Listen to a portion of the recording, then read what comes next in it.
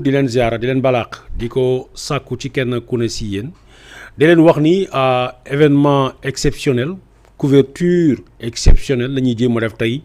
li ko waral mooy ñi nga xam ne suñuy mbokk lañu ñi nga xam ne suñuy dëkkandoo lañu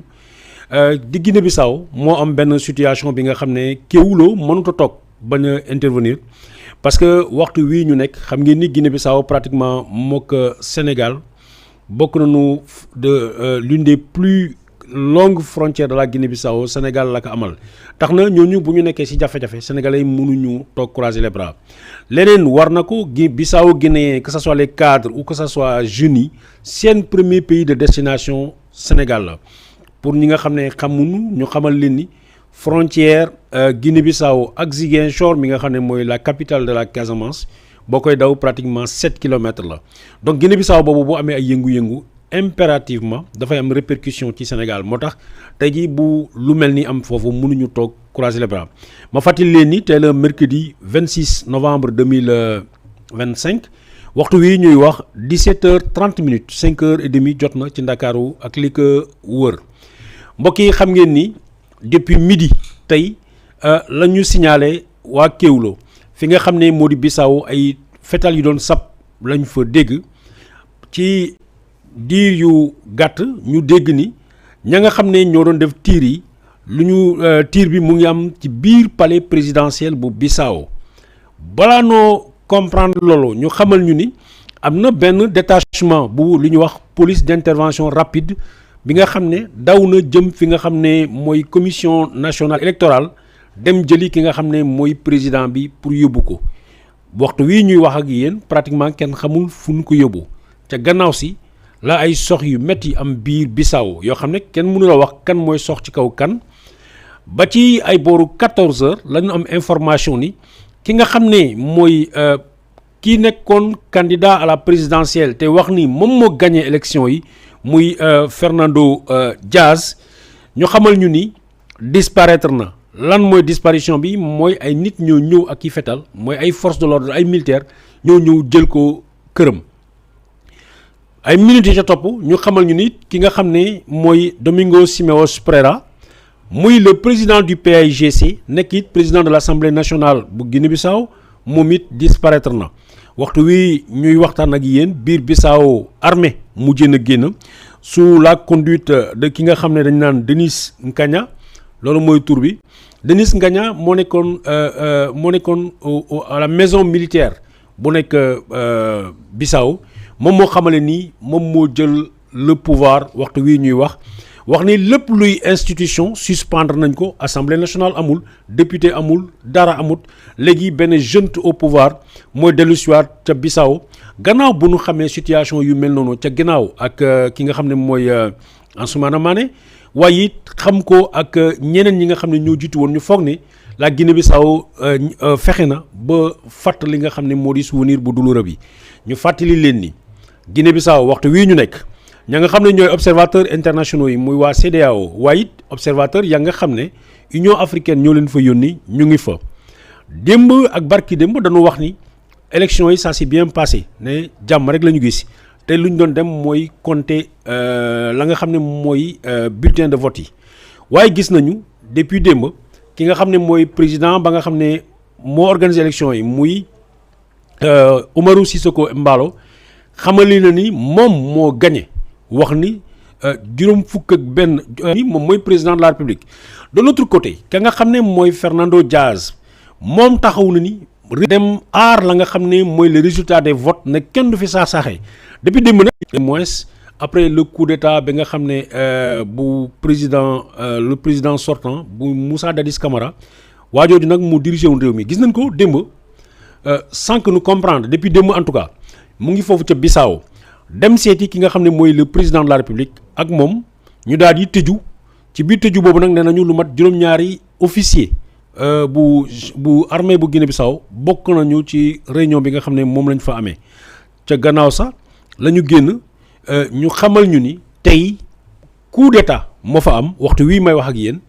te it comme ni ma leen ko waxee voilà image yi la leen régie bi di woon mooy kii di Sékouba Konaté ba nga xam ne ñëw na président Umaru Sissoco Embalo recevoir ko moom ak Omar Sissoko Embalo ak yeneen officier nekkoon nañu ci ay réunion boo xam ne gis nañ ni gannaaw ban ci génnee wax nañ ni militaires yi jël nañu pouvoir ca Guinée-Bissau léegi nag balaa noo sori parce que édition spéciale la ñuy def boo xam ne dinañu am un invité spécial mooy l'ancien premier ministre bu Guinée-Bissau Gomes mu intervenir ak ñun pour ñu mën a waxtaan li nga xam ne mooy situation bi ca Bissau ñu xamal leen it ubbi nañu li nga xam ne mooy suñu téléphone pour képp koo xam ne bëgg na intervenir mën na woote mais en attendant ñu ngi leen di bàyyi régie vidéo bi nga xam ne mooy déclaration de prise de pouvoir bi nga xam ne ay nit def nañ ko tey ñu ne ñoom ñoo jël pouvoir bi foofu ca Bissau. Denis Nkanha, chefe da Casa Militar do Presidente da República. O alto comando militar para a restauração de segurança nacional e ordem pública. Comunicado. Instaurado pela alta chefia de diferentes ramos das Forças Armadas, o alto comando militar para a restauração de segurança nacional e ordem pública acaba de assumir plenitude dos poderes do Estado da República da Guiné-Bissau. Profundamente comprometido com os valores de segurança nacional, paz civil, da defesa da integridade territorial e independência da Guiné-Bissau, o Alto Comando Militar para a Restauração de Segurança Nacional e Ordem Pública reage à descoberta de um plano em curso de desestabilização do nosso país, para a operacionalização da qual se montou um esquema operacional oriundo de alguns políticos nacionais com a participação do conhecido barão de droga, nacionais e estrangeiros, bem como tentativa de manipulação de resultados eleitorais. Para a efetivação desse plano, foi descoberto pelo Serviço de Informação do Estado um depósito de armamento de guerra. Assim, até que toda a situação seja convenientemente esclarecida e reposta as condições para o pleno retorno à normalidade constitucional. O Alto Comando Militar para a Restauração de Segurança Nacional e Ordem Pública decide depor imediatamente o Presidente da República, encerrar até a novas ordens todas as instituições da República da Guiné-Bissau. Suspender novas ordens, até a novas ordens, as atividades de todos os órgãos de comunicação social. Suspender imediatamente o processo eleitoral em curso. Encerrar a fronteira terrestre, marítimo, espaço aéreo nacional. Estabelecer recolher obrigatório das 19 horas até as 6 horas, até as ordens contrárias, até repostas as condições necessárias para restaurar a normalidade constitucional do Estado da Guiné, do guineenses. O Alto Comando Militar para a Restauração de Segurança Nacional e Ordem Pública exercerá o poder do Estado a contar desta data. O Alto Comando Militar para a Restauração de Segurança do Estado e Ordem Pública apela à calma, à colaboração dos guineenses. Voilà, comme ni ngeen ko déggee nii waa ji di doon wax ab général la mu ngi tudd Denis Nkanha, waxuma Kagna nag Nkanha laa wax, Denis Nkanha moom moo jël la nga xam ne mooy junte bi nga xam ne moo xëy tey ne ñoom ñoo jël nguur gi léegi nag pratiquement Guinée-Bissau dafay dem ci guddi yu doy waar parce que li ko waral mooy ñoom kii ma leen tudd muy Denis Nkanha bi muy le chef de la maison militaire muy Horta Inta moom moo nekkoon chef d'état-major de l'armée de terre général Nchama ak ñeneen ñi nga xam ne bokkoon nañu gis nañ ni fii it gis nañu dégg nañ ci Mamadou Touré du moins bokk it Mamadou Nkrumah moom Mamadou Touré comme Mamadou Nkrumah ñëpp ñi nga xam ne mooy généraux yi wala officiers yi nga xam ne moom laa leen tuddal tey ñoom ñëpp plus ou moins ay ñu jege président bi génn muy Oumaro Sissoko Embaló wax na leen ko moom rakku Macky Sall la moom ku fréquenté Macky Sall la bon ci benn interview bi nga xam ne wax nañ ko yàggut nee na it beneen fraternité bi mu bokk ak Macky Sall mooy moom ak Diomaye it nee na ko rakku Macky Sall la mais rakku Macky Sall boobu balaa ñoo yegg ci li nga xam ne mooy situation bi tey ñu fàttali leen ni élection présidentielle bi moom kii di Oumaro Sissoko Embaló depuis daaw décembre la mandaam jeexee pratiquement mais dafa maintenir au pouvoir li mu def mooy ka nga xam ne xalaat na ni moo ko mën a baare muy Domingos Simoes Pereira muy le leader du PAIGC parce que PAIGC mooy le parti ba nga xam ne le parti historique de la Guinée-Bissau mooy ki nga xam ne avec Amical Cabral ñoo xeex ba jox leen indépendance donc PAIGC jusqu'à présent ñi nga xam ne képp ku mu jàkkaarlool ak moom l'une des rares fois bi nga xam ne gagné nañ ko mooy le parti africain bi nga xam ne ki moo ko dirigé woon Malam Bakay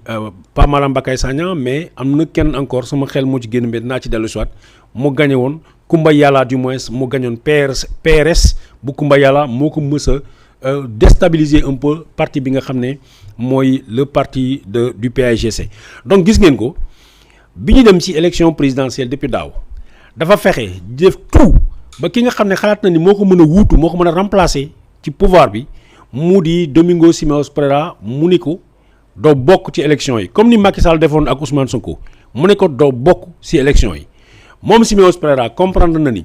li nga xam ne moom la président Oumaro Sissoko Embaló bëgg mooy moom mu xëccoo ak moom bu ko defee dafay génne militaires yi ci mbedd bi déclencher la nga xam ne mooy état d'urgence mën a continuer di régner wala wax ni genre coup d'état am na parce que bu leen fàtte ni Kéwoulo rendre nañ leen compte à plusieurs reprises espèce coup d'état ya nga xam ne organiser nañ ko foofu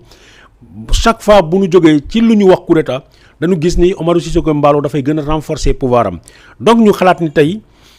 ci loolu la ñu jëm parce que daaw bi mu ne d'abord 2019 la waa ji forcé mu ne moom moo gagné bi ñu xalaat ne dañuy dem ci coup de force ki nga xam ne mooy Domingos Simoes Pereira mu éviter loolu le peuple Bissau Guinéen la nga xam ne mooy bain de sang mu ne naka bàyyi mu diriger